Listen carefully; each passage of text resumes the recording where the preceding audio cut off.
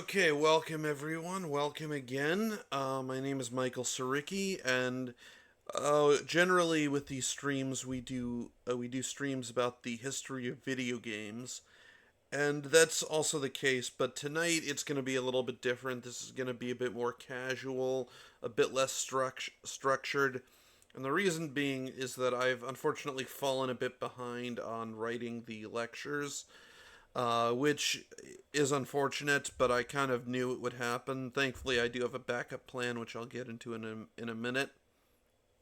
Um, essentially, basically, I've been running around doing all kinds of stuff. In particular, my sister is moving very soon, and I've been having to help her with her daughter. Um, and that really kind of comes first, unfortunately. So I've fallen a bit behind, but the next lecture is I'd say about like 2/3 to 3/4 of the way finished, so it should be ready by next week. But in the meantime, tonight what we're going to be doing is we're actually going to be doing a gameplay stream. And my idea with this is that this will sort of act as sort of filler content whenever I fall behind or need to catch up a bit. The idea is that I'll be playing historically significant games. Um, these are games that are in particular tonight we're going to be playing a game called Ultima Online, which is one of the most important MMOs ever made. Really, it's probably one of the most important PC games ever made, if not games in general. It really is kind of to MMOs what Super Mario Brothers was to what Super Mario Brothers was to platformers, and we'll be discussing the history of it and stuff like that. But yeah, so tonight's gonna be something a little different. Sorry. We'll hopefully get back on track by next week. But anyway, let's get started. So this is Ultima Online, and again, it is a very historic game. It was released in 1997 by Origin Systems, and it was published by EA. It takes place in a fantasy world called Britannia, which is part of the larger sort of Ultima series, which is itself kind of series in all of gaming, and we'll be discussing that a bit too. But yeah, as you can see, I'm kind of moving around here. This is an example of an MMO that uses sort of 2D pre-rendered graphics, which is rather rare.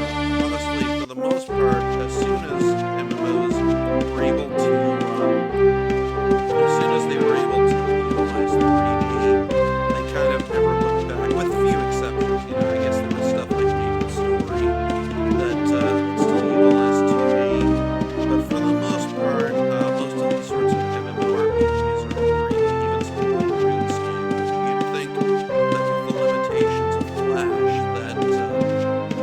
that it would have to be in 3D. It would have to be in 2D, but then they went for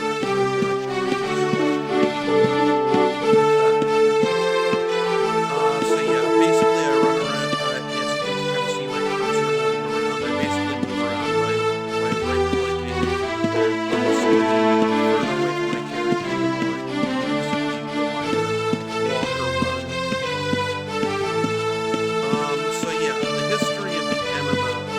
So basically, it really all starts off back in the 70s. Where you start to get mainframe computers on mainframe computers on university campuses, in particular the Plato system was big at that time. And the game volume is too loud. Okay, yeah, I better fix that. Hold on. Okay, let's see. Let's lower this. Okay, how is this? Is this volume? Is the volume good? Can you hear me now? Okay, gotta give it a minute to respond.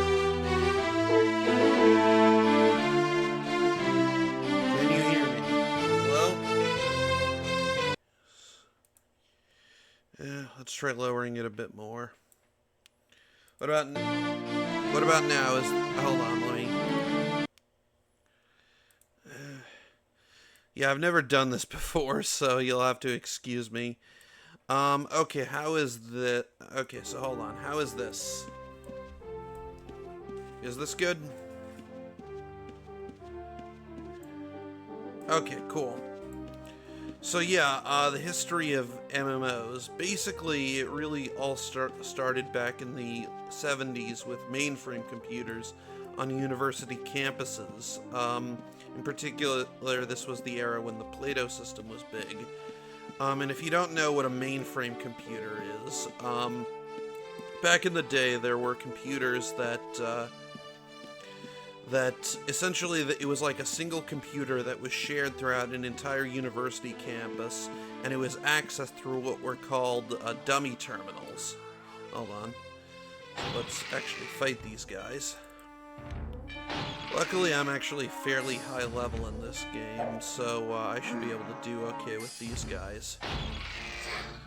But yeah, as I was saying, you know, you'd have a single computer that was kind of shared among an entire university campus that could be accessed remotely through these dummy terminals. I guess you could say in a way it's a bit like what we have today with cloud gaming.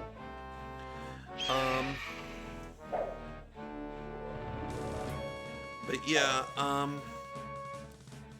anyway, it's a bit like what we have today, I guess, with cloud computing, but again, basically where the dummy terminals had almost no computing power whatsoever, and it was all concentrated in the main sort of mainframe. And you might think, you know, that's a bit weird compared to what we have today with personal computers, but bear in mind that back then, one, computers were really big and really expensive, so you couldn't really have personal computers. It wasn't really until like the late 80s that those started becoming a thing, really. And even then, it kind of took a while before they became something that you would use recreationally. Initially, they were really only for businesses. So yeah, you had these mainframe computers, and in 1974, I believe, Dungeons and Dragons comes out, and pretty much immediately people start trying to adapt it and turn it into a video game, a computer game on these mainframe computers. And hold on. Sometimes the hit detection on this game can be a little off. So they create some of the earliest computer RPGs that we have. These are games like Dungeon, Petit 5, and D&D. Very much wearing their inspiration on their sleeves. And but then at some point someone comes up with an idea. Well, why not? These were originally sort of all single-player RPGs, but at some point someone comes up with the idea, well, since we've got multiple people accessing the same computers at the same time, why don't we have essentially a multiplayer game where multiple people can explore sort of the same virtual world and area? And this eventually turned into a game called MUD, or Multi-User Dungeon. Hold on a second. And when you think about it, this was a really natural idea, you know, because one, the hardware was very suited to that sort of thing, but also because that's essentially how D&D games work. Like, those aren't usually solo affairs. So yeah, I can just loot their bodies like this. Oh, hold on, I completely forgot to do something important. Yeah, I'm gonna just head back to town real quick. So over time, people kept working on and sort of perfecting these MUDs. Again, they were less like multiplayer games as we have them today, and more like you know, they're less like MMOs as we have them today, and they're a bit more like essentially if you had multiple people on the same computer playing the same game, but with different screens. And eventually, people start playing these games even outside of university campuses because modems start becoming a thing. You know, you kind of have the sort of early proto-internet with things like the ARPANET and such. And as a result, and you know, you have it initially kind of starts off with people sort of using their very slow dial-up modems to access these university mainframes remotely, and over time they kind of just realize that they can just sort of cut out the middleman. Hold on. Basically, what I'm trying to do right now is I want to get a like a bulk order form for blacksmithing, because that's sort of my profession that I chose to develop for this character. Let's see. I need some. Okay, it must be exceptional and must be made with dull copper ingots. Okay, that. Well, actually, I can maybe hold on. Let's see. Really, nothing else.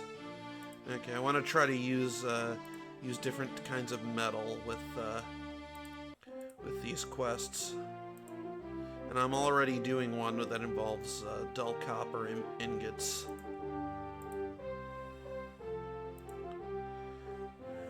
Let's see. No, that's just regular. Come on. Okay, yeah, here we go. Daggers. Okay, yeah, I can do this. And let me just put this into this bag over here. This game has a very unconventional inventory system that was somewhat common among the later Ultima games, where you can kind of just sort of click and drag things around these bags, and you can have like containers within bags and bags within bags. It can get rather disorienting, and it can be a bit of a hassle to deal with, but you do kind of get used to it after a while.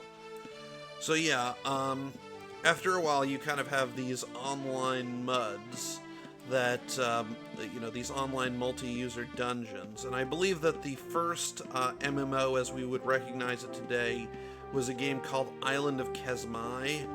And from what I can tell, like, I haven't been able to really find a whole lot about it, like, online. Like, I haven't seen any screenshots of it or anything. It had a sequel, I believe, that is quite a bit more famous. But as for this original game, as far as I can tell, I think it might actually be lost media. But yeah, throughout the 80s, you know, you kind of have these various companies experimenting with online gaming and sort of shared virtual spaces.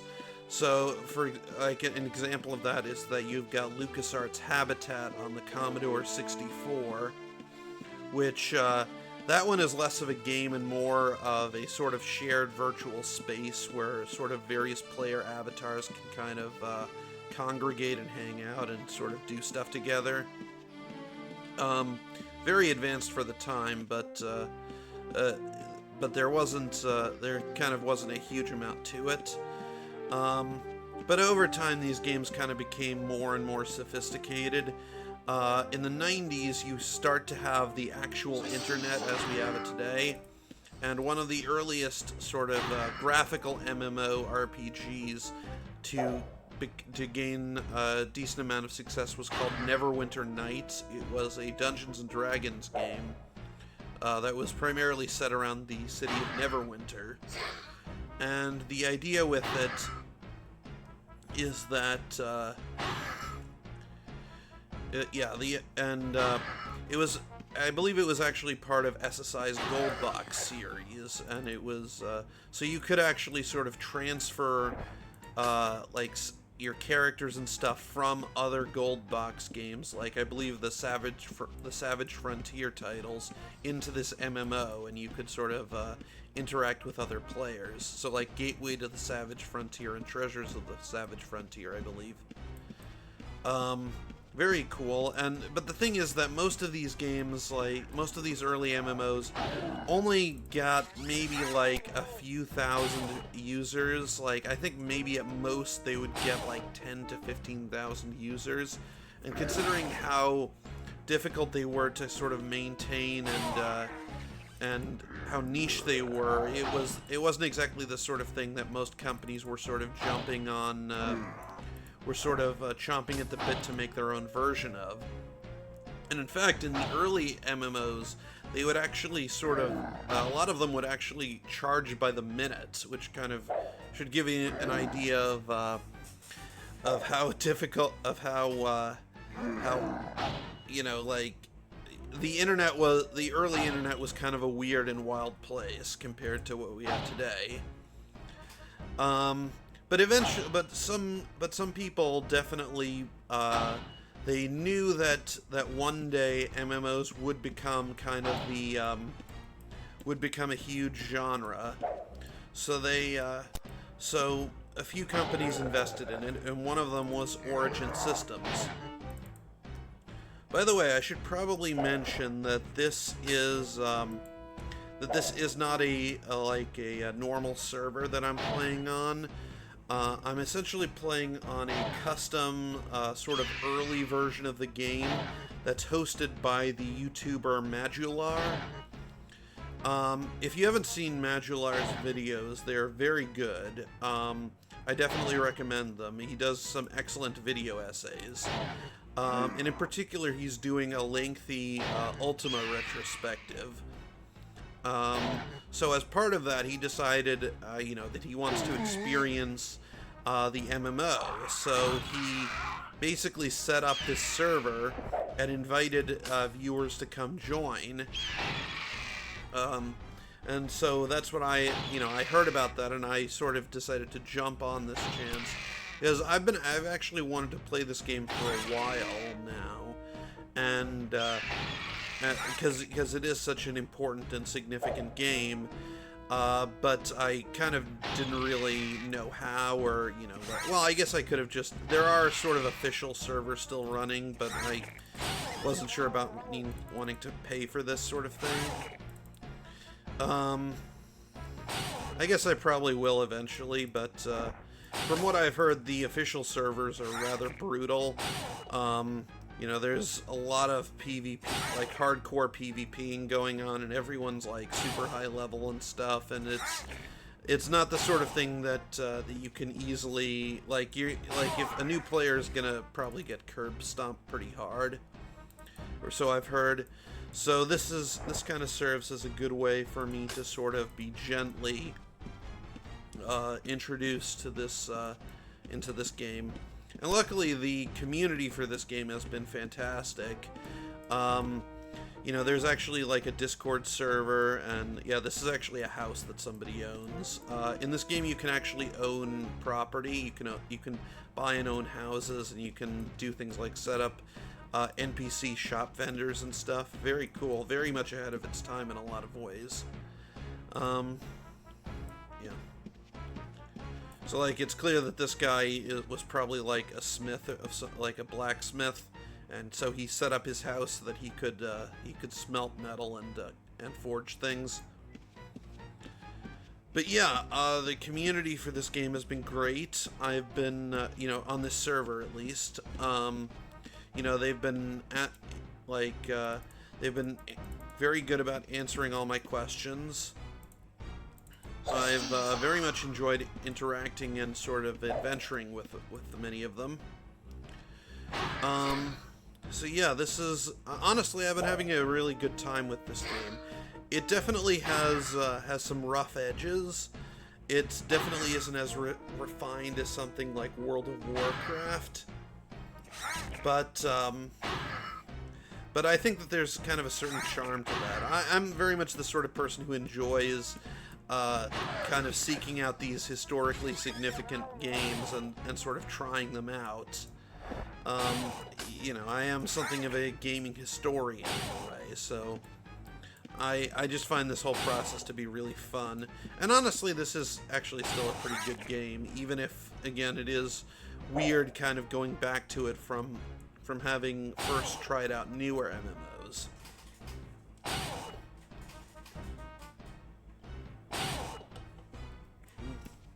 As far as my own experience with the MMOs, I don't have a huge amount. I've played a decent amount of World of Warcraft. Basically, I think it was, if it wasn't last year, it was the year before. I played a decent amount of WoW Classic.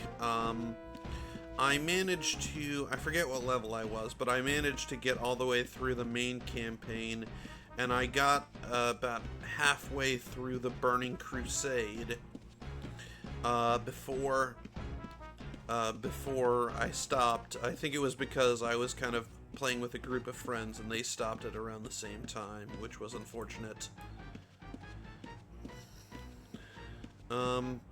Aside from that, I've played a bit of old school RuneScape and a little bit of Final Fantasy XIV Online. Neither one hooked me right away. Like, I'll probably give them another go sometime. But yeah, I just, for whatever reason, they just didn't really grab me right away. But now I'm playing this one, and I've been playing this one for about a month and a half at this point. Okay. So this is a dungeon I'm going into, and you can explore some of these dungeons by yourself. Like, eventually, like, if I want to fully clear them out, I am going to need to bring a party with me. But for sort of these early areas, I can sort of solo it. But yeah, as I was saying, sort of the history of MMOs. So one of the people who figured out that that these sorts of online games would be the future were some of the guys at Origin Systems, that is. They were already a big name in the world of computer gaming. They were one of the biggest, honestly. Sadly, they've since become a victim of EA, one of many. By the way, in case you can't tell, I'm actually using the thing that I'm using to play this game. It actually includes the ability to sort of create macros for myself. So normally, if I wanted to heal myself, I would have to double click on these bandages and then click on myself. If I can even get myself in view like that, yeah. But I've created kind of a shortcut where I can just kind of click on two buttons and it automatically starts healing me. But yeah, Origin Systems, they created stuff like the Ultima games as well as stuff like Wing Commander. They were really just one of the all-time greats. They created a ton of classics. And for a while they had wanted to make a multiplayer Ultima game, or Multima as they sort of jokingly called it originally. And at the time they were owned by EA, which, needless to say, will not end well for them. But regardless, they decided that they pitched the game to EA, and originally EA wanted nothing to do with it, because again, MMOs were extremely niche at the time, and EA, of course, was very risk-averse. But, you know, they kept insisting. I believe that they pitched it something like 3 times, and the third time they basically dug in their heels and refused to leave unless EA agreed to give them at least a little bit of money for it, and they very begrudgingly agreed. And although I say very begrudgingly, like, I believe that they actually stuck the Ultima Online team in like a room with that wasn't, like, a floor of the building that they were in that wasn't finished and had no air conditioning. Well, it wasn't air conditioning that was the problem. It was that they had no heating, which came to be a big problem during the winter, as you can imagine. But yeah, but eventually they created this thing, and they eventually sent out a call for beta testers, and the response was overwhelming. Like, I think that they got, again, before that, I think the most popular MMOs got maybe 10 to 15,000 concurrent users, but I believe during the beta test they had like something like hundreds of thousands of players, which was ridiculous. Ooh, cool. So yeah, I've got like, this is a helmet of some sort. It's unidentified, but it's magical. Let's see. I'm going to try to identify it while my guy is fighting. It's not that great, honestly. Not as good as what I'm already wearing. Yeah, the invulnerability thing means that it's pretty much like the highest class of defense that you can have with this sort of helmet. I accidentally clicked out of the paper doll. Yeah, I gotta drag that back over. But yeah, the game was a massive ended up being a massive success and a big money maker, and it was really the game that sort of brought MMOs into the mainstream. And in fact, it was such a huge success that a lot of the sort of nomenclature and terminology that we commonly use in MMOs originally came from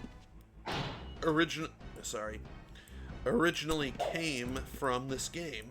So for example, the word shard, which usually just means server, in the way that word came about is that when they realized just how many people were going to be signing up for this thing, the guys at Origin realized that they wouldn't be able to fit everyone on one server. So they came up with kind of a story reason as to why there were multiple worlds. The idea was that in the first Ultima game, the evil wizard Mondain was defeated and his gem of immortality was broken into various, was shattered. And the idea is that each of the shards of that gem kind of manifested its own separate reality. I really want to avoid this slime because it has when you hit it, it will end up sort of degrading your weapon. It has acid blood. That's kind of just one of several things that they do to encourage you to play with multiple players. You can just go around these guys.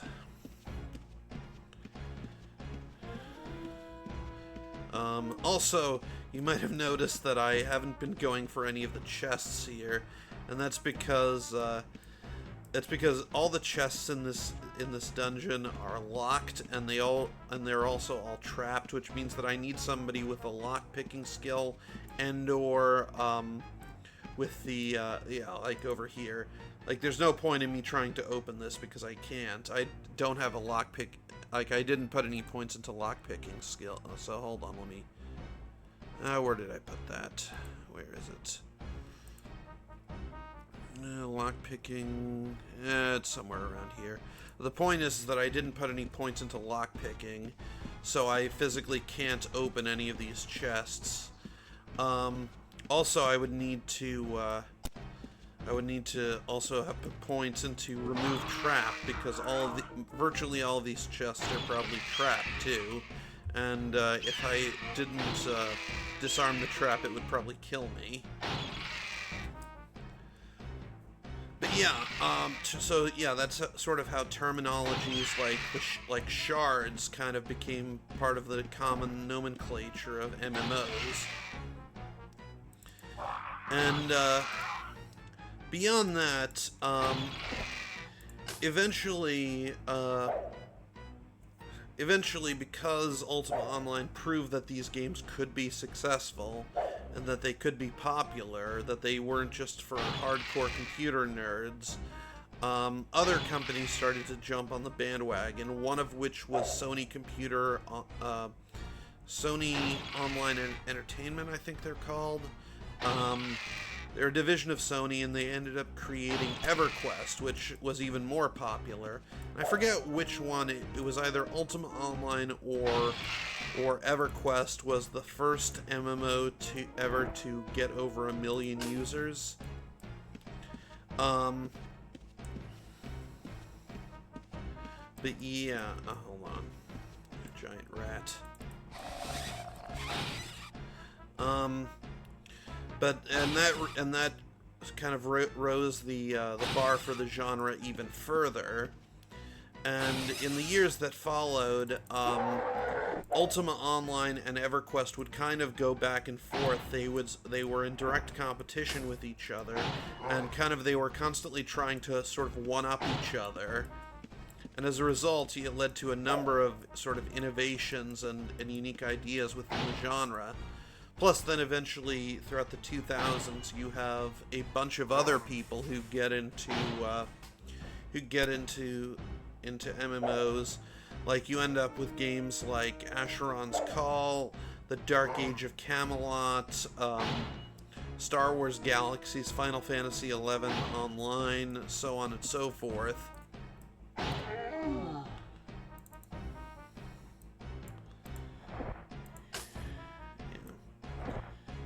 I swear, I've got more like these are all the potions I have. Like, I swear, I've got way more than I know what to do with.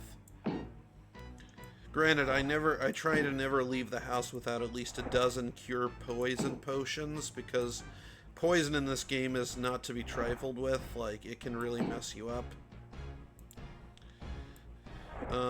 And if you have no way of dealing with it, you're kind of just SOL. So yeah, here I can go down to the next level. Gotta be careful with these things, because they can drain, these sort of flame spurts can drain, as well as other traps, can drain your health very quickly. Yeah, gotta sort of maneuver around it. And I still have no idea what the heck this thing is for. I guess it's just decorative. But yeah, eventually, and of course, all this eventually kind of culminates with the creation of World of Warcraft in 2004, which raises the genre to unimaginable heights, and kind of establishes what we have today for the most part. Let's see.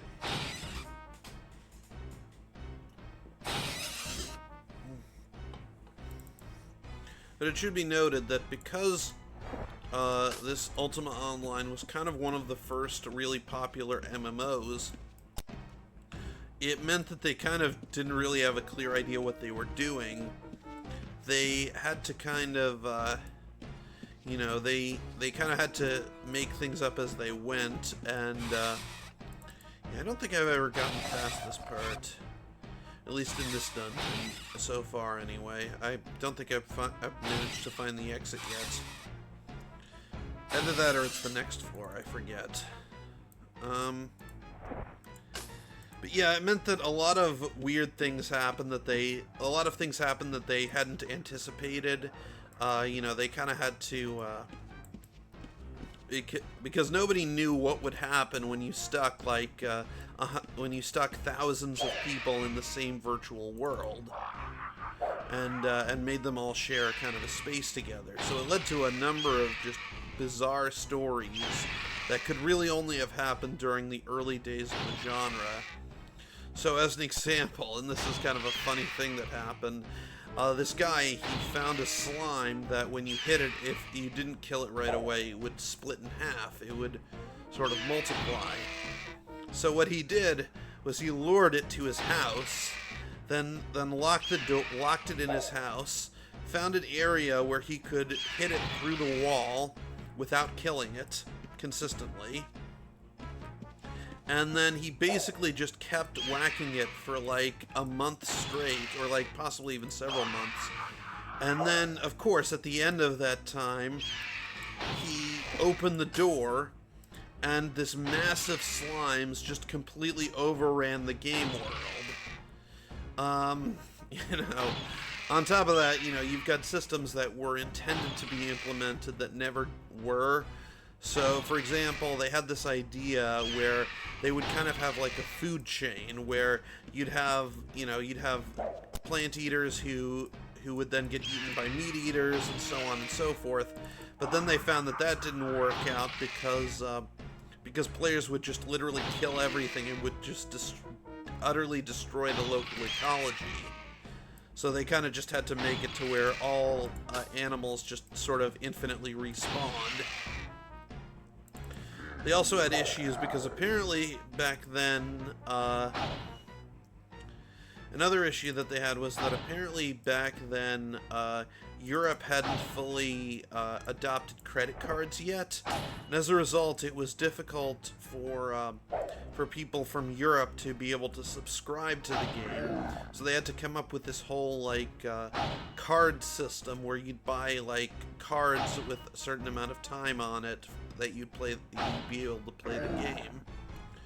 Which is fairly common today, but again, that was kind of a thing that had never really been done before.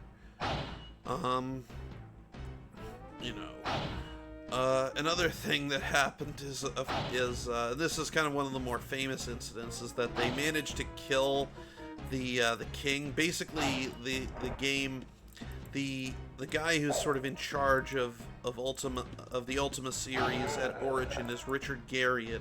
And he has a specific character in the game called Lord British, who's kind of the ruler, and normally he's invincible, but of course one day he forgot to turn on invincibility, and of course players immediately seized the opportunity and completely ripped him apart. To which then the admins, I believe, responded by flooding the game world with demons. He kind of looks on that fondly. He kind of sees it as a bit of a passing of the torch moment, sort of the moment when players became the ones who were truly in charge of the world.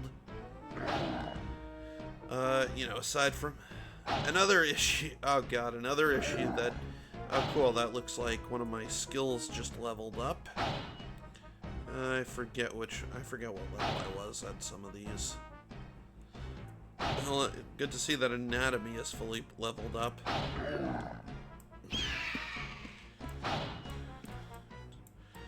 Another thing is that when they were designing this game, and I'll get into sort of the design of it a bit later, but they designed it with like its own economy to where players could do things like they could create their own stores and so on. And so, of course, what is the first thing that the first business that players think to create in the game? That's right, they basically create a virtual brothel. Like, you couldn't, you know, do the nasty in game, but what the players did was that they would charge you, and they would disrobe back down to their undergarments, bow to each other, and then start giving dirty talk. Which really shows sort of the priority of the players. And again, it shows that players will act unpredictably.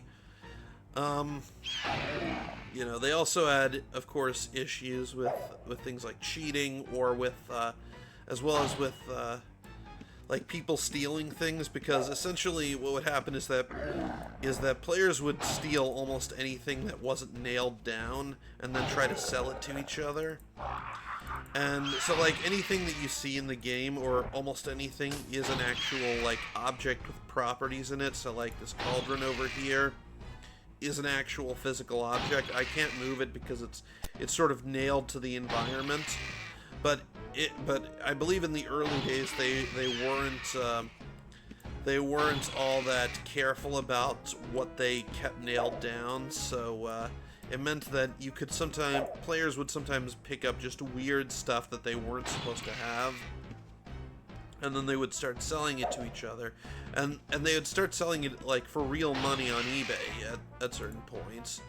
And this eventually led to problems with essentially gold farming, where people would what does this do? Nothing. Where essentially people would where people they'd sort of pay people from like China or like various other Vietnam or wherever to play the game and sort of grind up money for them and then pay them in real money. And apparently this was a big issue back in the day. Well, it's still a big issue, I believe, in even modern MMOs, but yeah, it really all kind of started here. Like, that had never really been a thing before. Speaking of something that had never really been a thing before, I believe that this might have been the first game to feature where they ended up having to hire a community manager. And the way that the Richard Garriott tells it, he kind of had to like pitch the idea to his brother, who was the head of the company, and his brother really kind of struggled to understand, like, okay, you want to hire this guy to talk to our customers, like, and online, and like, what exactly does he contribute? Like, how does this guy make us money?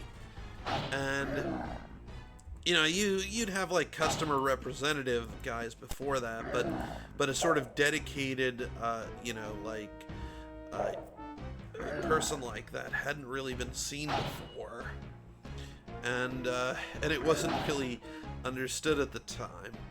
And yeah, you've got so many firsts with this game where again they really had to adapt. Like, one thing that they realized rather early on was a major issue was that, okay, hold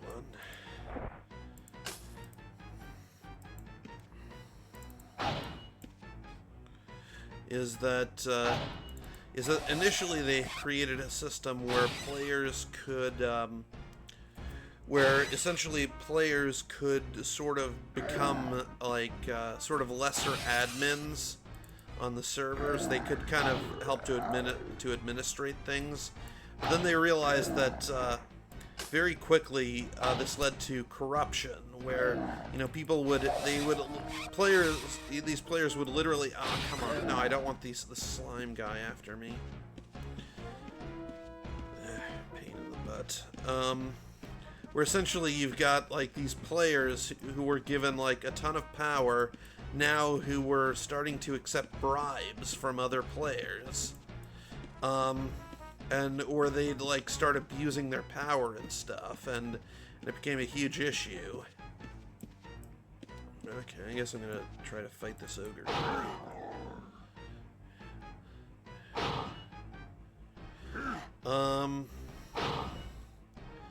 But yeah, they didn't anticipate that would happen, because again, no MMO before had been as big or as popular as Ultima Online, and so it had never really needed to happen.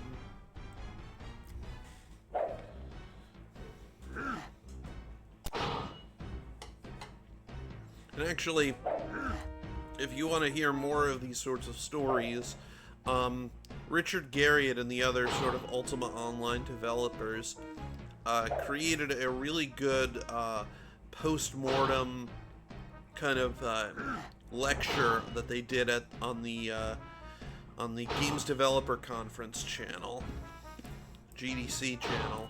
It was very interesting. But yeah,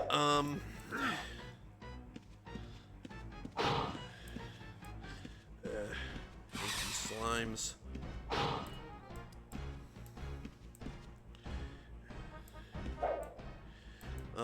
You know, and another issue that they had was with rampant player killing, because they had designed the game to where you could you could kill other players, you know, because that had been a thing in other Ultima games as well as other RPGs in general, where you could kill other players, you could do stuff like that. And the idea was that it was meant to be realistic. You know, you'd have your sort of own morality system, and they created sort of a reputation and karma system around that, so that this way players could, you know, they could roleplay. They could do what they wanted in this game world. They could act like a jerk, or they could act benevolently. But they found that it got way out of control at certain points, to the point where it alienated a lot of players.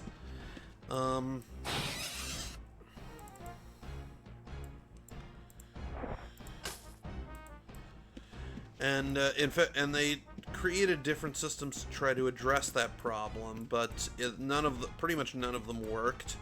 Like, I believe that at one point, one thing that they tried to do was create a bounty system where you could hunt down players who were misbehaving for money.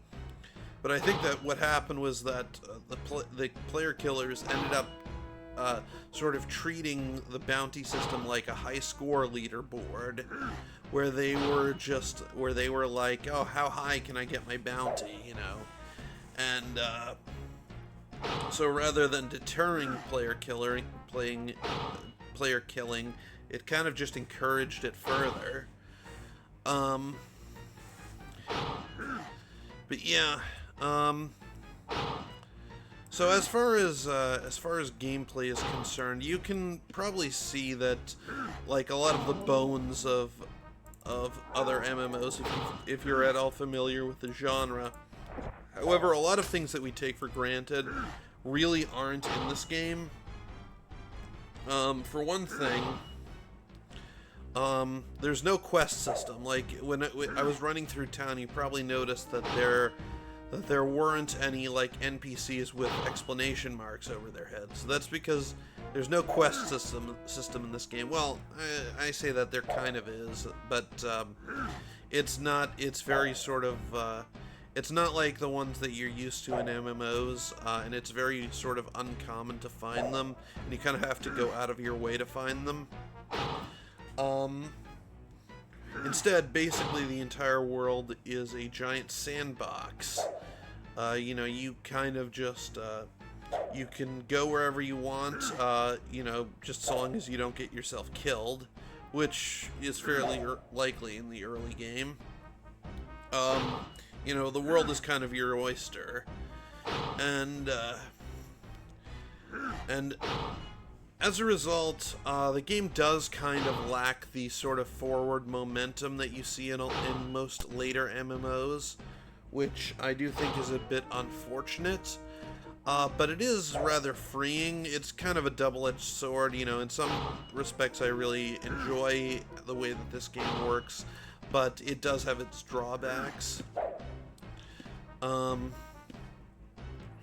You know, the quests that you can get are things like the bulk orders that you can get from the various craftsmen in town. You can also get, there's also things like you can find treasure maps that you can uncover buried treasure with. Those are, I believe, just sort of random drops from, like, chests or from various enemies. In fact, I think I've only managed to encounter one throughout my time playing so far. Well, I've found others, but they were, like, another player was selling them. You know, and also, one time I was, like, fighting through a camp of brigands, and essentially I found like a guy who requested to be escorted back to his home, and that one guy was, like, seriously the only guy like that I've seen in the world so far. I'm sure that there are probably at least a few more, but and unfortunately I wasn't able to succeed. I got the character got killed by a sea serpent on the way while I was trying to escort him home, which was unfortunate. So I never found out what you got from completing that quest.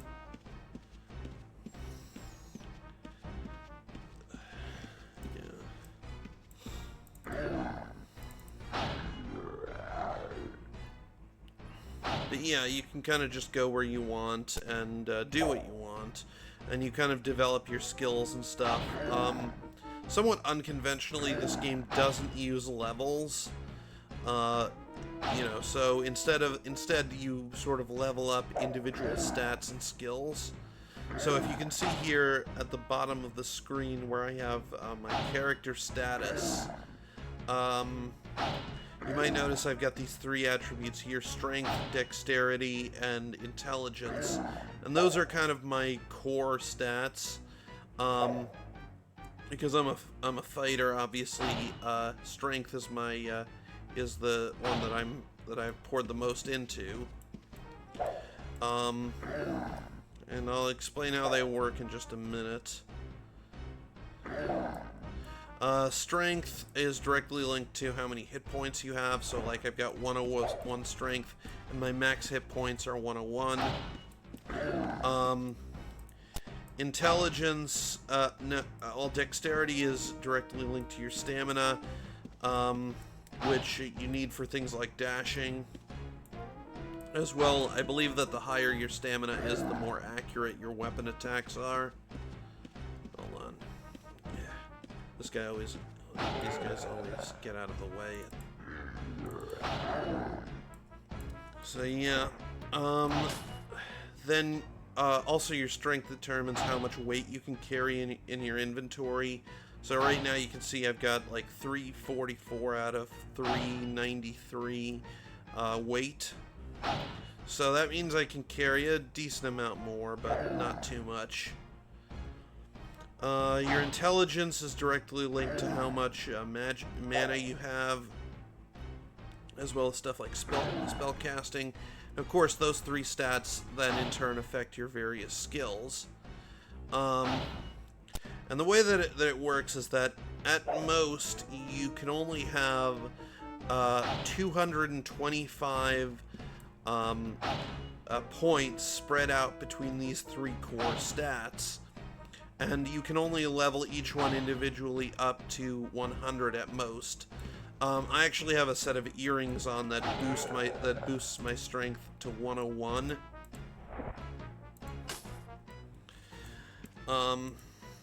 And the thing is that if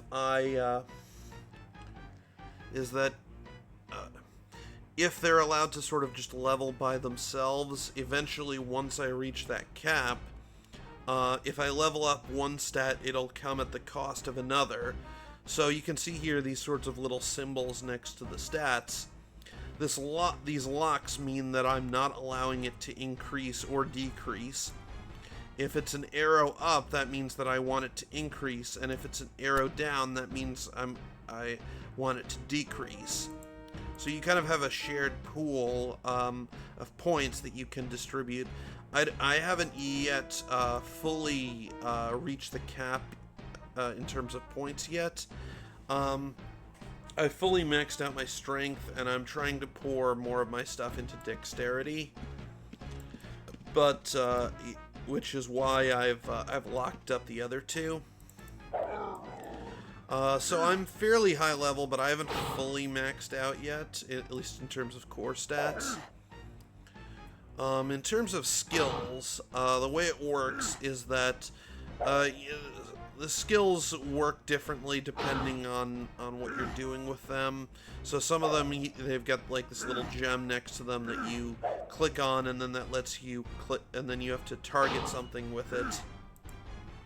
Oh, nice. My parrying skill has just increased. That's good. Or others are kind of just passive, like parrying basically is like your likelihood to block when using a shield. So I want that to be nice and high. You can only get your stats up to level 100 unless you're carrying something that boosts you beyond that. So for example, my swordsmanship is at 125, and that's because I'm carrying a magic sword that boosts it beyond its limits. Come on. Okay. And in total, I can only have 700 points in total spread among my skills, which, and needless to say, there are a lot of different skills that do a lot of different things, and really that basically forces you to kind of specialize. You know, you kind of have to make you can't be good at everything, and you kind of have to make some tough choices as to what you want to level up. And what kind of things you want to do. So, you know, just of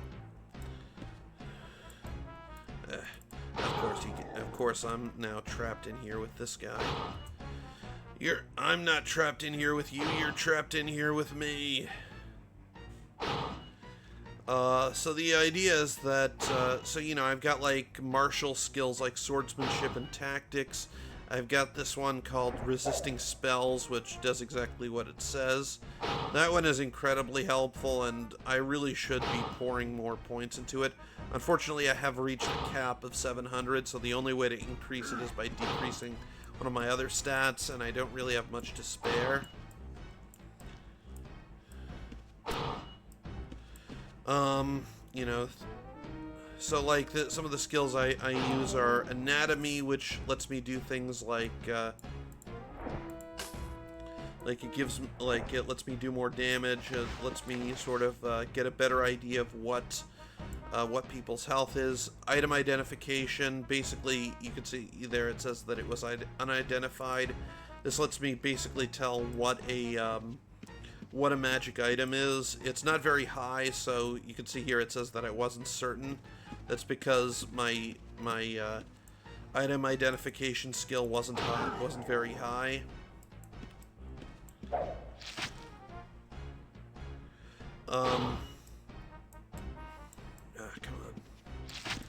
on. Crap. I'm poisoned. Hold on. This is why I always bring at least a dozen cure potions with me everywhere I go.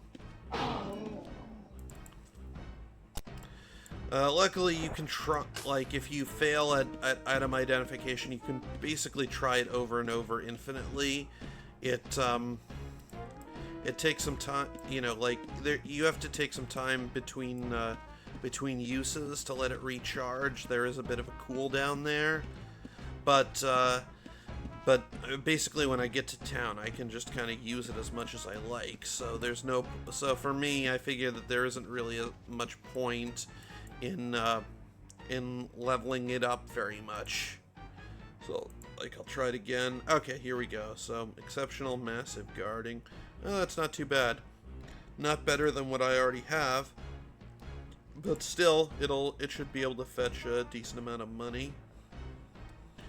Okay, it looks like my weapons have worn down. My armor and weapons have worn down a bit. That's another thing with this game, is that your weapons and armor kind of degrade a bit over time. Hold on. Wait, did I remember to record? Oh, yeah, I'm pretty sure I did, yeah. Yeah, your weapons and armor, sort of, wear down over time. Oh, God, I'm dumb. I forgot to bring my, my teleport book, that would let me warp right back into town. Oh well, not the end of the world. I should have more than enough resources to be able to make it back. If I can get back around this thing.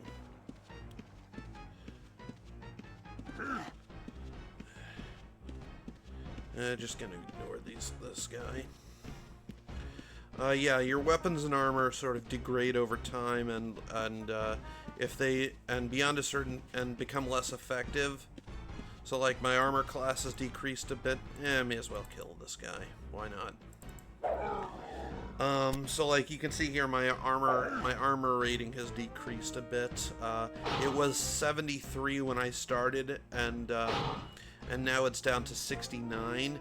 If your armor and weapons get too low, they can actually break, or so you don't want to let that happen. You definitely, luckily I do have skills in blacksmithing, as you can see up here, so it's not that big a deal for me to fix this stuff, but I need to be at an actual anvil to do it.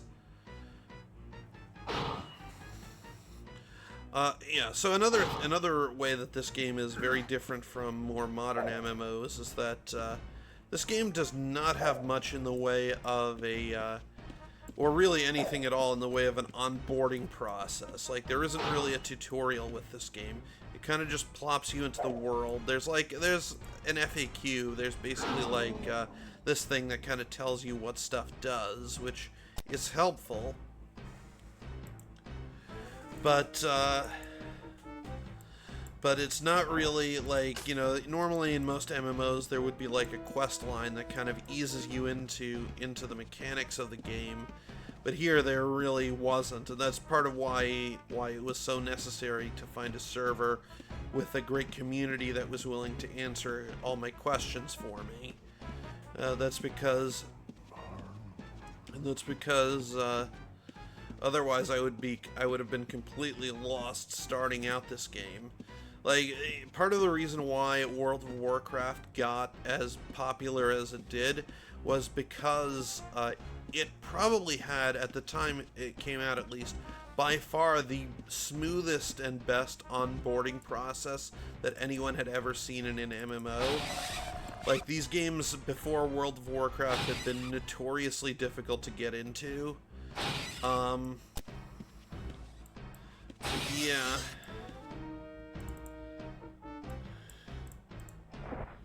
Thankfully, by now, I've mostly figured things out as far as this game is concerned. I may as well just kill this guy. He's easy money.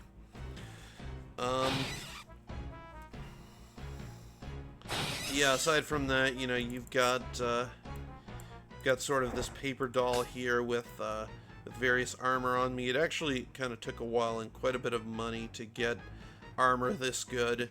And one thing about this game is that you can very easily lose everything if you're not careful.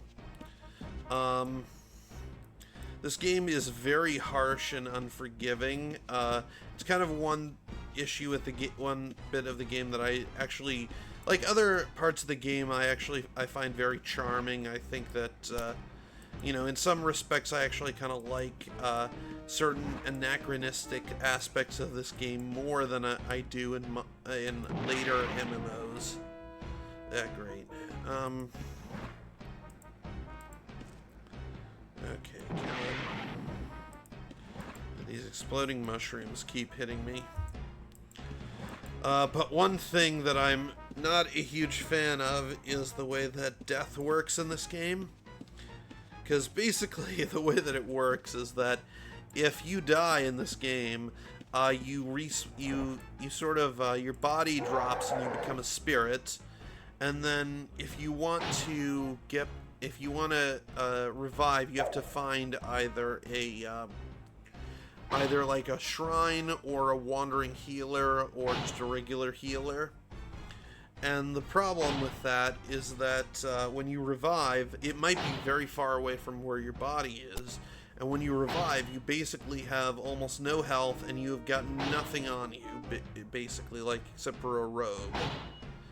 And as a result, you've got no armor, no weapons, no healing items, nothing. Like, you are completely SOL. Oh, cool. I think that this is another treasure map. Wow. Speak of the devil. Unfortunately, I can't read it because I need somebody with a high sort of cartography skill in order to use that. Again, the game has a lot of systems in place that kind of encourage players to specialize and to kind of work together. Like, no one player can really do everything. Okay, oh, I completely forgot where I was going. So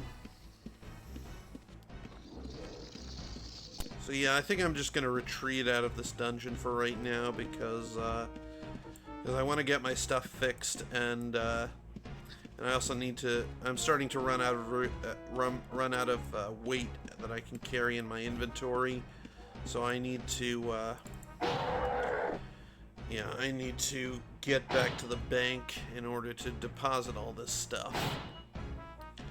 And actually, like, the game actually does have a very kind of smart economy to it, where, the thing is that the vendors only kind of, provide sort of more basic equipment and items and stuff. If you want kind of the really good stuff, you need to have a player that makes it, or else you need to find it in a dungeon like this. Okay, another cure potion.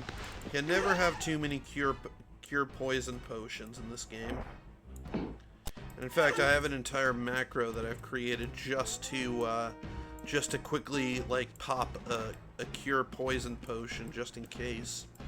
And the thing is that normally you need to you can't have a shield while you're using a potion.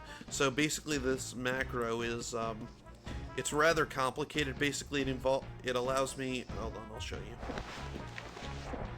So yeah, as you can see there, like basically it de-equips my shield, uses the potion, and then re-equips my shield within the space of about like 2 seconds. These macros could very easily be abused if you go too far with them. The admin for this server, they do allow macros that sort of allow for quality of life improvements and kind of convenience, but they don't allow for macros that wherein you can go too far and you can end up sort of, oh, here's an anvil. So I'll show you how I can. So yeah, over here I just click on my blacksmithing tool, and here I can sort of craft things, or at least I would be able to if I had ingots with me, but that's not what I'm doing right now. Right now I just want to repair my stuff. So yeah, you can see I'm already back up to 71 armor rating.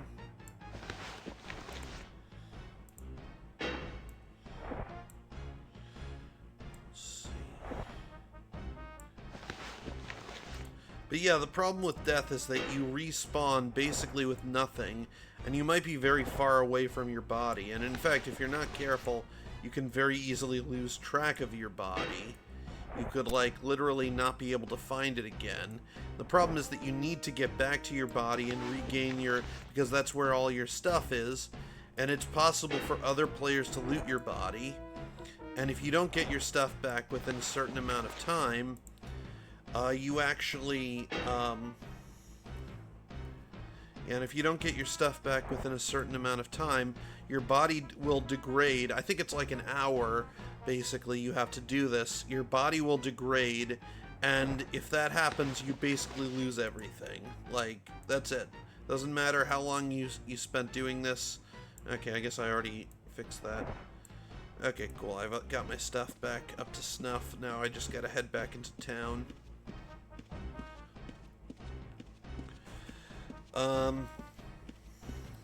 So yeah, it can be very, very harsh, and I've had to at times just eat massive losses, especially because even more dangerous, even worse than losing track of where your body is.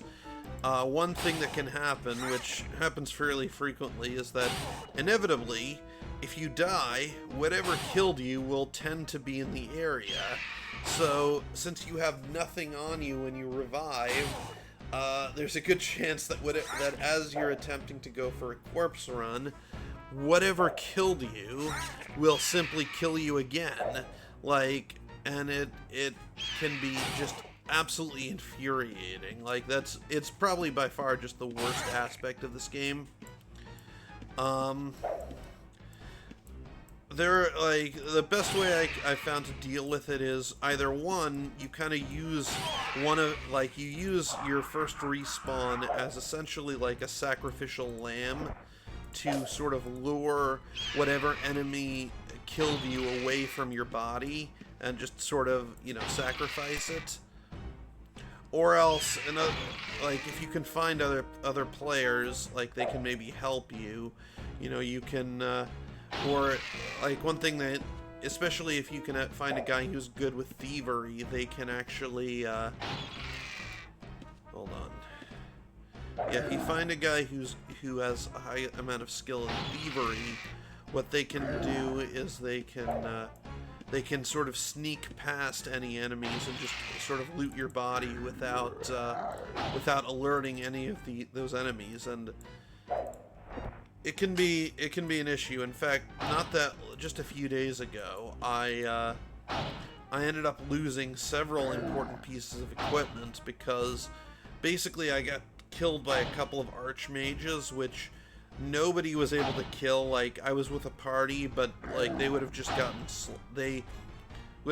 slaughtered had they attempted to fight them.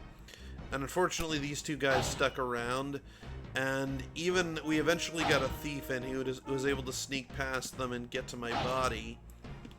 But by that point, I guess some other enemy or something had taken some really good pieces of equipment that I had, and as a result, I lost them, which really sucked, I have to say. It took me. Luckily, I was able to replace them after a bit, although it did cost me a decent amount of money. But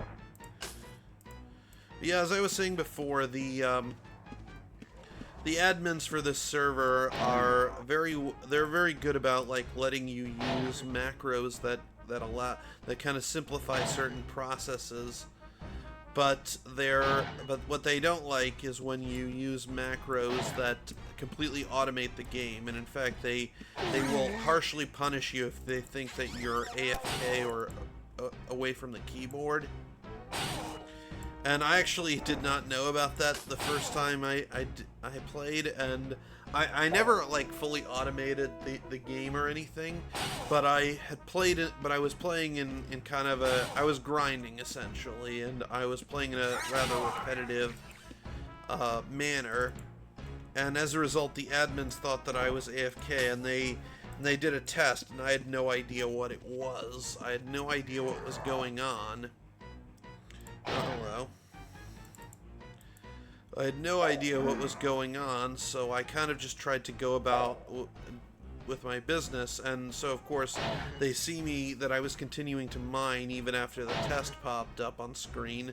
So they're like, "Oh, this guy's cheating. He's away from the keyboard," and they threw me in jail. And it was when you get in jail in this game, there's a couple of things that can happen.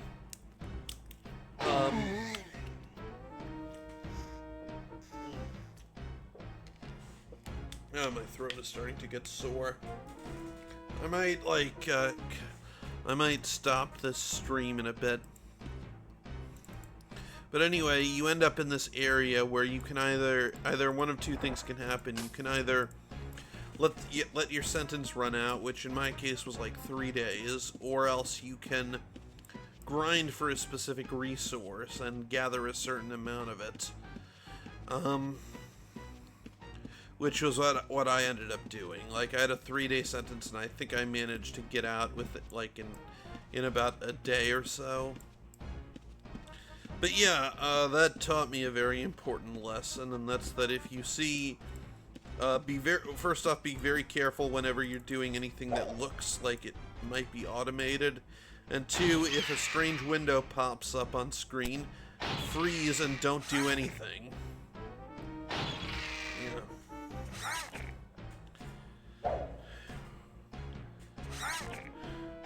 Yeah, you know, as you can see, there aren't really, like, traditional kill quests like there would be in most MMOs, where it's like, oh, go kill, like, 3 warthogs, or whatever. You know? Instead, you kind of just have to explore, find stuff, and, you know, so, like, for example, again, I found this treasure chest. And I'm gonna need to find somebody with cartography skills to decode it if I want to get the buried treasure.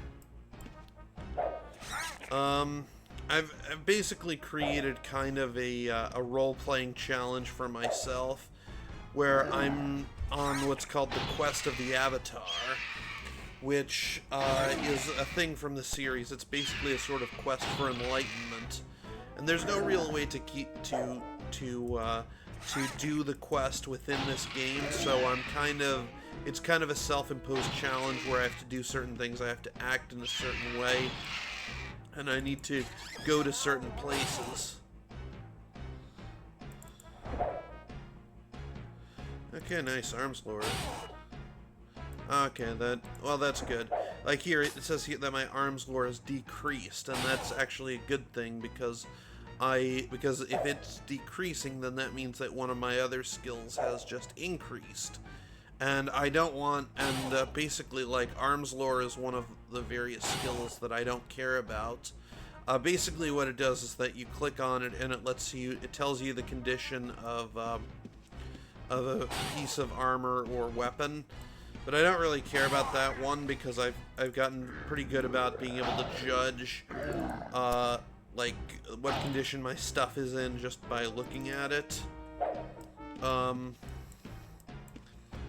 Like, you know, I can tell from the armor rating or from roughly how much damage and how frequently I hit, how worn down my sword is, for example.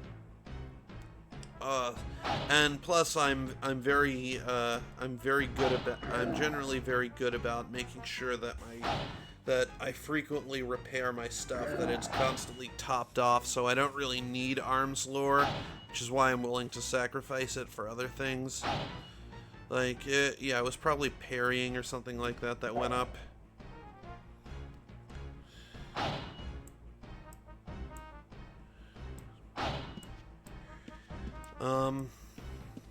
Yeah, what was I talking about? But yeah, I'm on what's called the Quest of the Avatar, which is kind of a quest for enlightenment, which was from sort of an earlier game in the series. Ooh, nice.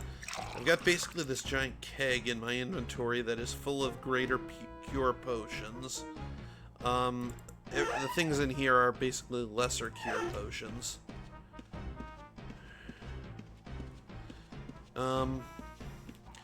Where I have to, like, go on a pilgrimage to certain sites throughout the game. I have to reach the end of each of the of several of the dungeons. There are currently 7 of them, to be specific. So far, I've managed to get to the end of one of them. You know, and I have to sort of act in a certain way in accordance with various virtues. You know, I've got to kind of act like a paragon. I've got to, like, always tell the truth. I've got to always deal fairly with people, only kill evil creatures, stuff like that. And I've actually been kind of keeping a sort of journal of my progress on the Discord for this, on the server Discord.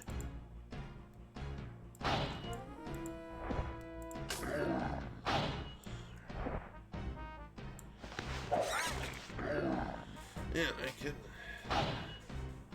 Ah, great. I'm over encumbered. This is what happens when you have more weight than you know what to do with, than you can physically carry around. Essentially, if I were to try to move while I'm over encumbered, what would happen is that yeah, I may as well just drop this thing and this other one. Essentially, like, my stamina would start to drain, and if it reaches 0, I completely, like, I basically stop moving. Like, I physically cannot move anymore. So that would be an issue. It kind of gives you a limit to how much you can loot. And unfortunately, gold also takes up weight, which means that, and not a small amount, too, so... Like here, can I take more? Yeah, I might have to drop something else.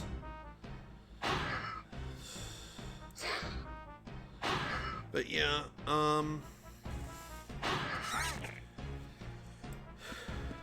speaking of which, I should probably talk about the Ultima series itself. It's one of the most important series in all of video games, and it really kind of established the blueprint for RPGs, and was just massively influential. Ultima 1 was well, first it really starts off with Richard Garriott. In the 70s, when he was in high school, he started making games based off of his tabletop Dungeons and Dragons campaigns on a teletype at his local high school. Yeah, see, this is what happens. I ran out of stamina, and now I can't move. Let's see.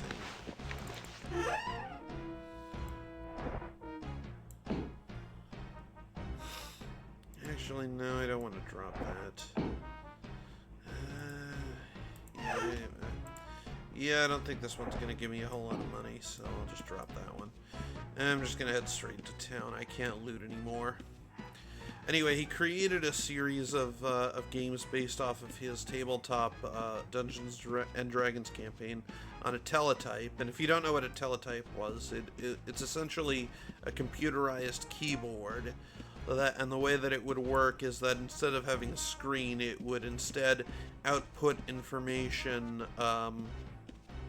based on basically by printing it out on a sheet of paper. And I believe he made either like 23 or 28 of these games, I forget. But eventually he got convinced that he should try to sell it for the new Apple, sell one of these games for the relatively new at the time Apple II computer. So he did so. I think that originally he put it in like Ziploc baggies. It was very, because he basically had no money at the time. Hold on, I forgot. And that game was called Akalabeth: The World of Doom, which, if you don't know, Akalabeth is literally taken just straight from Lord of the Rings. It basically means the Downfallen, and it's a title that he stole from, that was in the Silmarillion. And it was it was a big success, or at least it was, I think it sold several thousand copies, which was a big success at the time. This was released in 1979, so this was really at the very start of personal computing.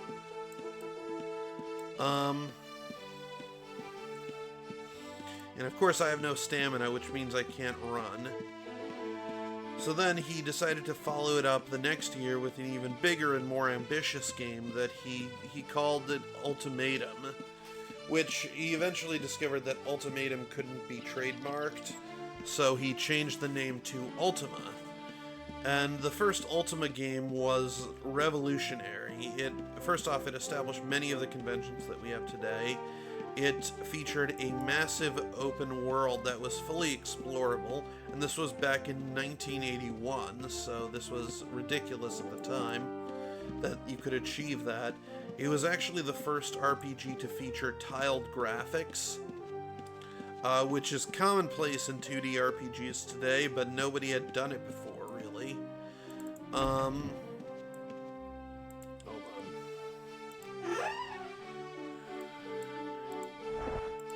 Deposit all this cash that I got, as well as I'll deposit this chest that I can, actually I may as well take like 100 gold worth of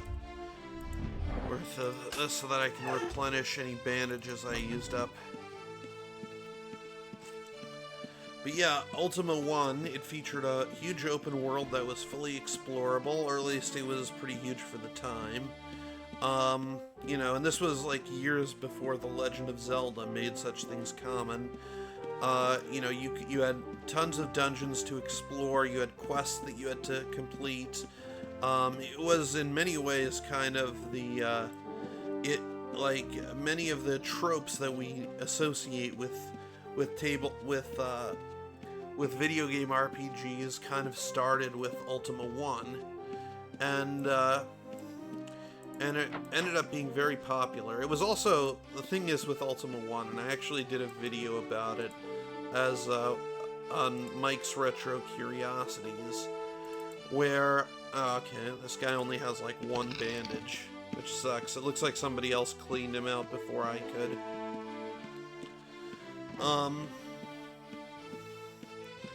But yeah, Ultima 1 is a bit of a fever dream of a game. Like, it combines, like, it's clear that Richard Garriott was kind of just mashing together all the stuff that he thought was cool at the time.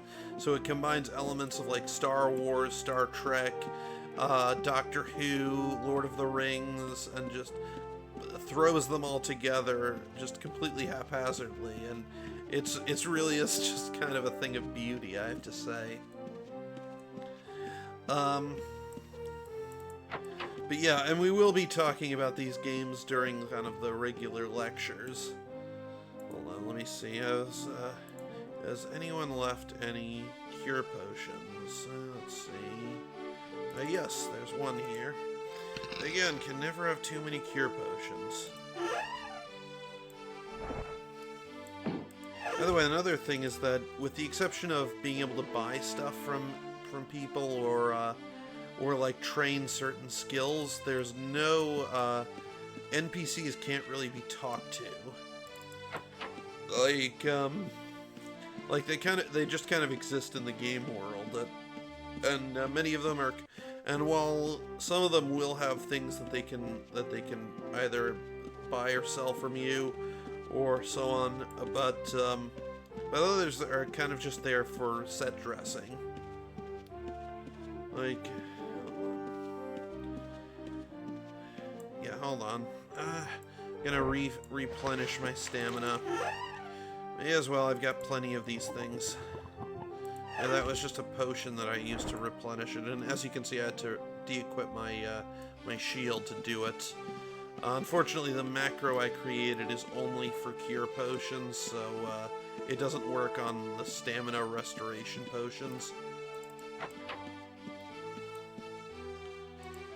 So let's see. I want to sell this studded tunic. 317 gold. That's actually pretty good. But yeah, Ultima 1, revolutionary game, kind of one of the all-time classics. Also very weird, very unpolished. And at the time, they ended up, another game that came out at around the same time was Wizardry by Surtech, and just ran into a lamppost for like 2 seconds. And Wizardry was another very influential title, and that also, but it was kind of more of a dungeon crawler, whereas Ultima was kind of more of an open world RPG. Let's see.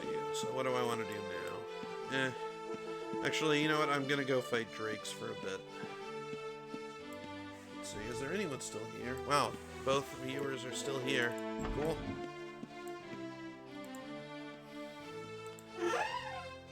Let's see. This time I'm actually going to bring my books, of my teleporting books.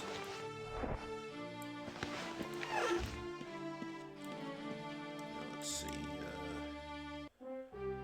Oh, wait, no. Oh, yeah, this is, let's see.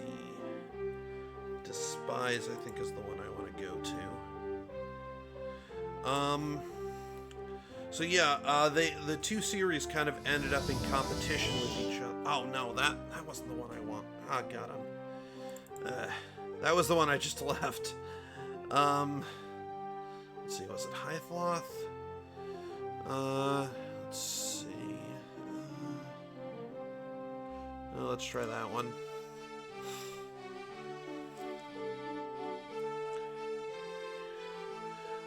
But yeah, Ultima... Oh, no, not this one. This is definitely not one I want to go to. Was it Despise? Of course, I can't remember.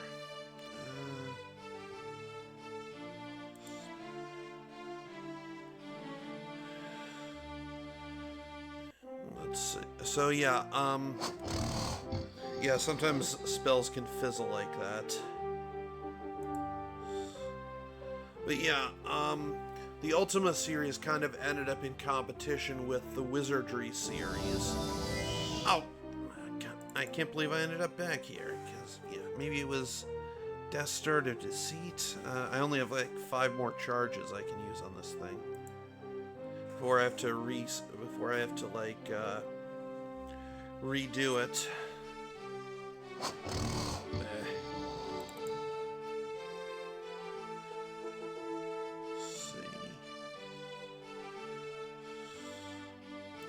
Destard.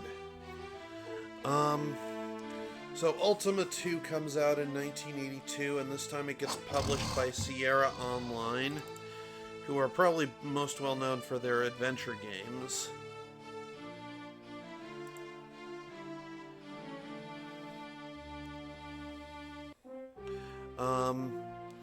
And Ultima 2 was in many... Oh, yeah, this is where I want to go. Yeah. This is probably the best place to, at least at high levels, to grind in the game, because it has a lot of, like, high-level enemies. It looks like somebody else has already been here before me. Hopefully they haven't cleared things up too much.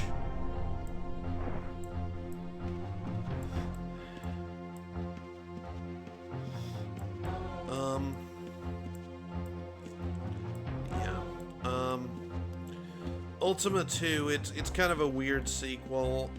It's kind of this, it's kind of like, oh crap, no, I do not want to fight a dragon. Those things are like really, really strong. I want to make sure that I am very far away from that thing. It looks like whoever was here before me pretty thoroughly has cleared a lot of this place out. Hopefully I can find at least a few guys to kill.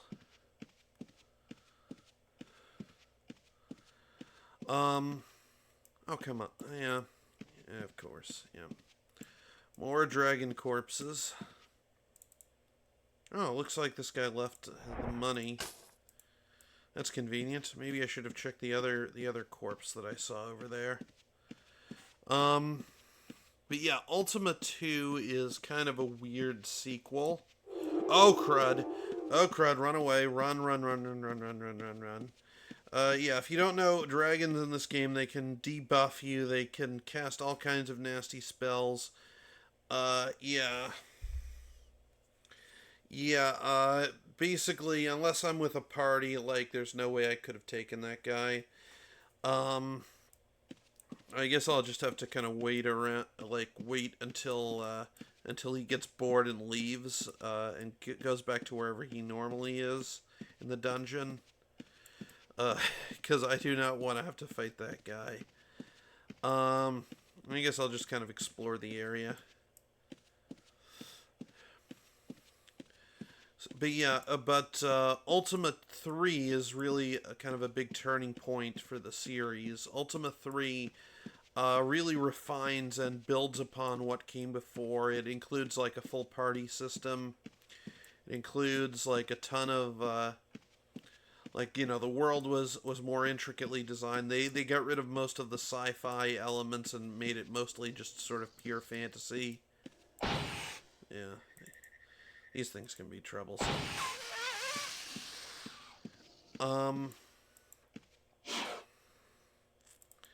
Yeah. Oh, hold on, is this another, there's another snake here. These guys are a pain because they can poison you. And, of course, they blend in and are very small, so it's important to deal with them quickly. These small snakes.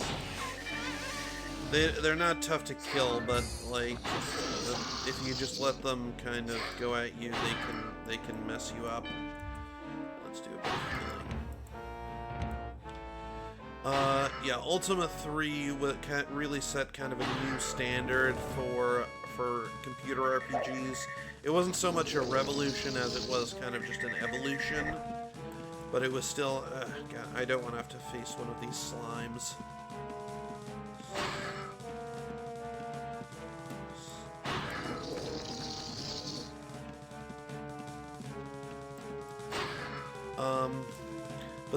But what happened also that's interesting is that at around this time, Richard Garriott founds his own company, Origin, and as a result, he is now able to get feedback directly from customers in the form of mail.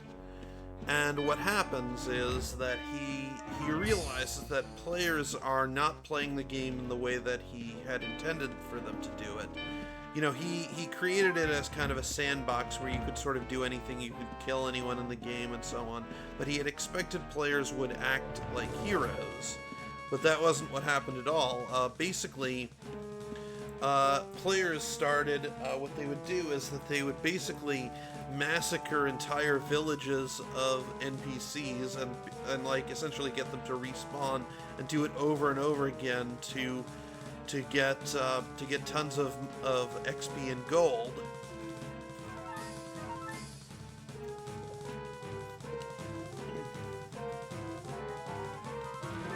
Oh, I've been going for almost 2 hours at this point. Anyway, to get tons of XP and gold. Okay, good. It looks like the dragon went away. Which is good. It is very good for me. You know, they would do all kinds of horrible things. It got to the point where, in a way, the players were kind of a bigger menace to the world than the actual villain. Like, the big bad guy would kind of just sit in his castle and wait for the players to come. Meanwhile, the players were just completely raiding and pillaging everything in the game world. And so what he came up with is that for the next game, he made it so that it was a Ultima 4 quest of the Avatar. He made it into a quest for enlightenment, essentially, where it was one of the first RPGs to feature like a full morality system. And the idea is that there is no big bad guy in that game to face. Instead, you're... Oh, hello. I think I know this guy. Oh. Hold on, let me just move the, Hey, how's it going?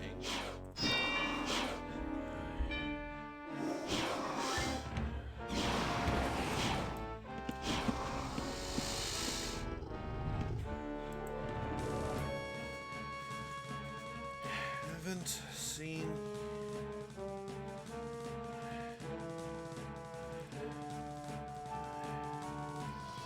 Good. Mind if I join you for a bit?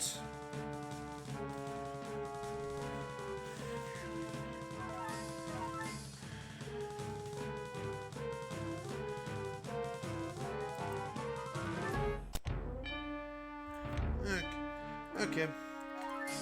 I'll stick around a bit longer. Okay. I'll stick around a bit longer, maybe kill a few other guys.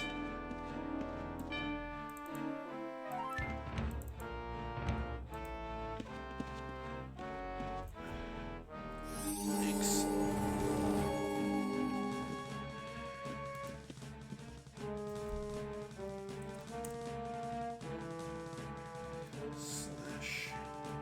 Accept.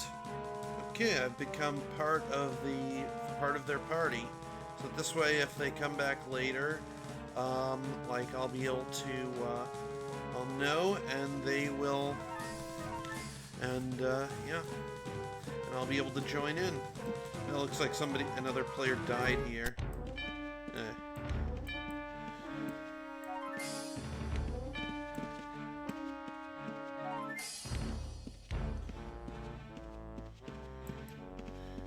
Yeah, again, this is a really good place for grinding. But anyway, yeah, Ultima 4, it basically, like, it had you sort of, basically, like, playing in accordance with a series of 8 virtues, and it pretty much kept track of everything that you did in the game. You know, like, and oftentimes you kind of had to sort of fight against your own instincts as a gamer while playing that game. So, like, as an example, if you say if you were fighting an enemy and it started to run away, well, you had to let it go because one of the virtues is honor, and it's dishonorable to strike a fleeing opponent. But of course, that means that you don't get the XP and gold from it. So so it kind of very much sort of pit your long-term goal, which was to achieve enlightenment, against your sort of short-term goals, which was to become more powerful and wealthier. And it really was kind of a brilliant system, I have to say. It's actually, in fact, I'd even say it's more nuanced than a lot of games that are released today. Yeah, it looks like there really isn't anything here. It looks like they've pretty much cleared out most of the guys here. Again, everything that isn't too tough for me. Yeah, I think I'm gonna head back to town. Let's see. Oh yeah, here, Britain. And Ultima 4 is a fantastic game in its own right. I honestly consider it to be something of a masterpiece. It really is kind of just one of my one of my all-time favorites. In terms of how it's a joy to explore the game world, sort of unraveling its mysteries is a ton of fun. You know, it's dated in a lot of ways. Like the control scheme, like you literally have to. Oh wait, no, I better leave my. Hold on. I better refill these with more. Basically, I have to refill these rune books with teleport scrolls. Okay, yeah, it's filled up to max. It really is just kind of a beautiful game in terms of how it's able to sort of accidentally put the book in the bag. Ultima 4 is just a beautiful game in terms of how it's able to sort of weave its themes together and communicate them almost entirely through gameplay. Like, you genuinely feel like temptation to do bad things while you're playing the game and have to fight against it, and it really is just an incredibly rewarding and wonderful game. It's packed with subtext and all manner of like interesting philosophical meaning. Yeah, really just a great game, and it was pretty much the game that introduced me to the series and really made me a fan. Let's see, what should I do now? Well, first I should. It looks like something like some of my armor rating has gone down a bit, so I guess I gotta fix up some of my equipment again.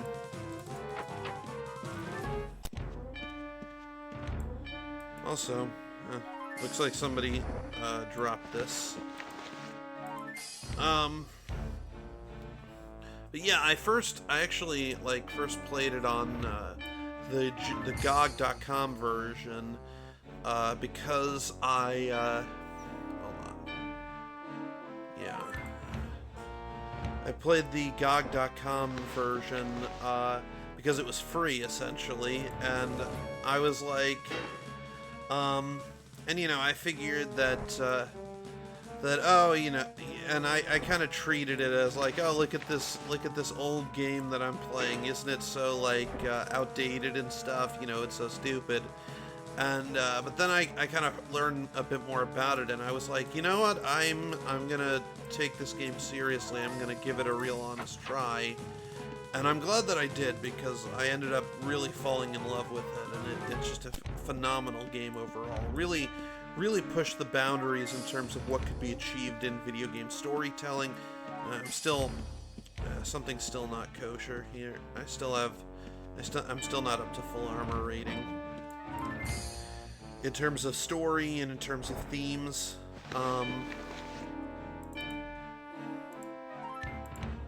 yeah, okay, that one's already repaired. Sword probably needs to... Wait, did I repair the sword already? I think I did. Yeah, I did. It's probably my chest plate.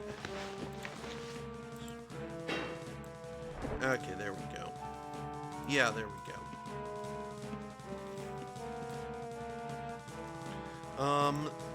Then Ultimas 5 and 6 would further expand on these themes and ideas.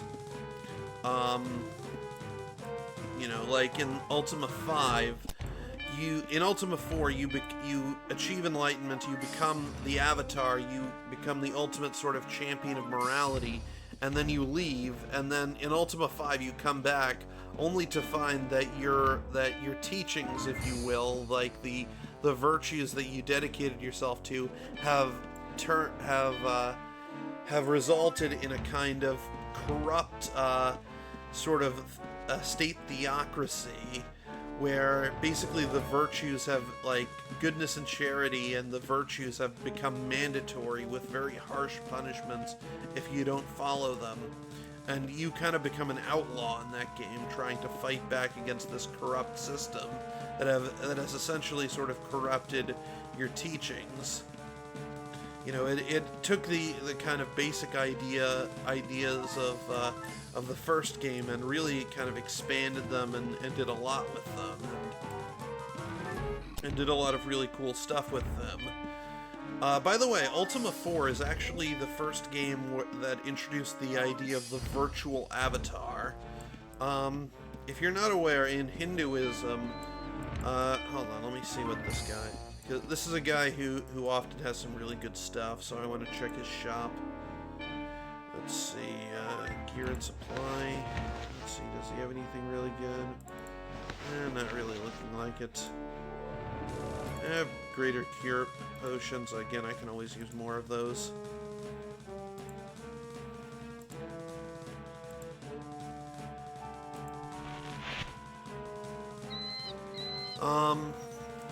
Basically, Dashavatara is a Sanskrit word meaning those who descend, and it refers to, in Hinduism, this idea that the gods can sometimes sort of take on human form and sort of come down to Earth as a sort of mortal manifestation. So, like, you've got Krishna, for example, who is one of several avatars of the god Vishnu. And basically, he is that god on Earth, you know. And one thing he noted, one thing he noted about that is that oftentimes these avatars, before they could sort of fully realize their powers, would have to master several sort of Hindu virtues.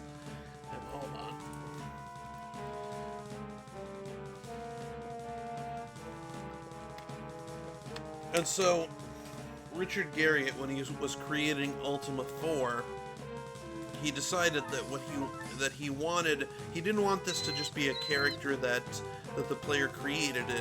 He wanted it to be you. This is a virtual representation of you, to the point where at the beginning of the game you don't actually choose your class or stats or anything like that. Instead, you essentially take a quiz that about essentially virtue, and it determines let's see, nothing really all that great here. Yeah, this guy has another treasure map. I'm not really interested in it right now. You know, so he called him the Avatar. And of course, now the idea of a virtual avatar has kind of just become commonplace. And as is the idea of avatar, you know, the idea of the avatar has become much more commonly well known in general. Let's see, I guess, Intrinsic. Yeah, this is basically how you warp in this game. Yeah, there's another really good shop over here that I want to check out. Again, these are player-run shops, so they have the good stuff. At least, sometimes they do. It depends. Exceptional / hardening, and not as good as what I have. Let's see, how good is this one? Yeah, that one's not as good as what I have. Ultima 7 and 7 Part 2 were also fantastic. They further raised the bar as far as, you know, they really were very technically impressive for their time, very well written. There were the Ultima Underworld games, which featured fully 3D engines at a time when that was not common at all. Yeah, still not as good as what I have. Let's see, anything else? Let's see, weapons. Does he have anything good there? Oh, hello. Exceedingly accurate, substantial power. It's not as accurate as what I have, but I think it might do more damage. This might be worth getting. Yeah, I'll think about it. You know, there were 2 Ultima Underworld games that were essentially first-person dungeon crawlers, but they utilized fully 3D engines, like you could fully move around. They weren't limited to a grid like with other ones, and they were very immersive, like to the point where they where they would heavily influence sort of the design of games like System Shock and eventually BioShock, and in fact to the point where Warren Spector actually worked on those games, and this was sort of early in his career, and he sort of took a lot of the lessons that he learned from making those into making his later immersive sim games. So really, the Ultima series has kind of always been, at least throughout its history, had been pushing the envelope in terms of what was possible with within both computer games as well as within the RPG genre as a whole. You know, there's some of the, and to this day, many of them are still considered classics and even masterpieces. But yeah, unfortunately, the story does not end well. They ended up getting bought out by EA because they basically ran out of money. And EA, of course, immediately started messing with them. Like Ultima 7 Part 2, the back half of it they ended up having to kind of heavily cut down and alter because EA gave them a very unreasonable deadline.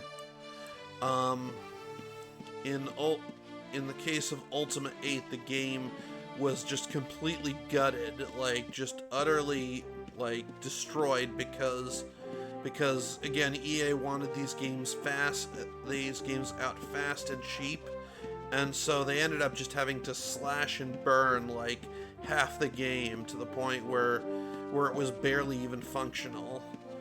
And Ultima 9, what ended up happening with that one is that first off, when Ultima Online proved to be popular, EA very quickly changed their tune from being very skeptical about what was going on about the game to then wanting to support it more, to the point where they pulled the guys who were working on Ultima 9 into and made them work on Ultima Online instead. And Ultima 9 ended up being just a huge mess in terms of development. It ended up crashing and burning as well. Hold on. Yeah, there's some skeletons in this area. Hold on. I forgot to turn on war mode, which makes my guy attack when I double click on things.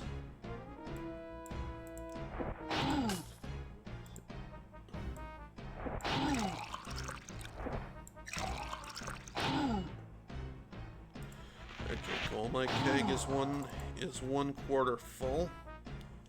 Don't know why I just closed that. I need this up all the time. So yeah, basically after two just disasters of production, the series basically ended, not so much with like a shout, but with a whimper. Not with a bang, but with a whimper. And unfortunately, Origin, the company that made these games, would end up getting shut down not long after. Just one of many, many victims of EA's meddling, which sucks, but what can you do?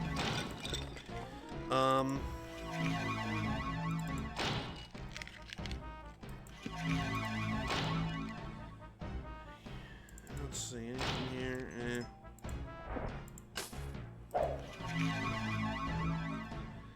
But yeah, I think, how long have we been doing? Wow, over 2 hours at this point. Honestly, I think I'll probably stop soon. After I kill this guy, I'll probably head back to town and go to the inn and log out. But yeah, I hope you guys enjoyed this this video. I hope you guys enjoyed my inane rambling, just going on and on about this.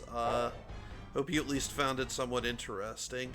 And again, I would like to kind of do more of this in the future. My idea is kind of streaming through video game history, if you will, like as kind of an addendum to the regular lectures, if you will. Like I'd be playing various historically important games. And kind of talking about their history and sort of their design and such.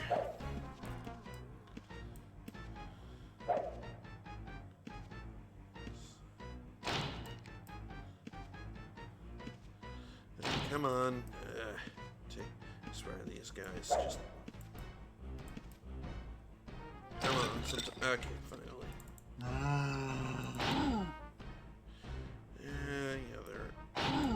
Those things aren't that great.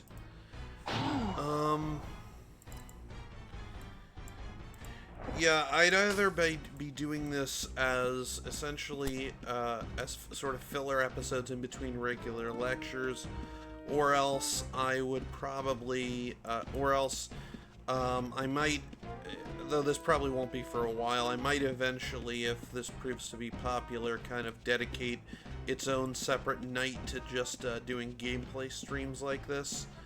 I'll see. Yeah, let me deactivate war mode. Hold on. Wait, hold on. Oh wow, I'm a Grandmaster Autonomist. I guess that's because I maxed out anatomy. Okay, well, I guess I'm a doctor now. I'm a doctor of death. I know exactly where to plunge my sword so that I can get the maximum results. I'm basically Jack the Ripper now. But yeah, I hope you guys enjoyed this a bit. I might do more of this sort of... Again, I'm probably going to do some more of this stuff in the future. Although, again, next week we'll probably be getting back to regular lectures. What I'm kind of hoping to do is to sort of save the gameplay streams in between the primary units. So not have to do it in the middle of a unit like we did tonight. As much as possible. Essentially, like, basically buy myself some time with this to get ahead in terms of lectures that I have completed, you know, in terms of being fully written. But yeah, so yeah, I'm gonna log out. And let's switch back over to OBS. Let's see. Okay. Well, I hope you guys found that to be at least a little bit enjoyable and at least somewhat both entertaining and interesting. And feel free to give me some feedback. Like, did I talk too much during this? I'm not sure. I might have rambled on a bit too much. I've never done this sort of stream before, so please let me know what you thought, and I will see you guys next time. Again, hopefully next week will be a regular lecture, and also I'll probably be uploading this to my Westwind University YouTube channel, because I don't think like that the guys at Game Sandwich would really be interested in this sort of content. Like, it's not really, at least not unless it becomes really popular. But yeah, so yeah, take care.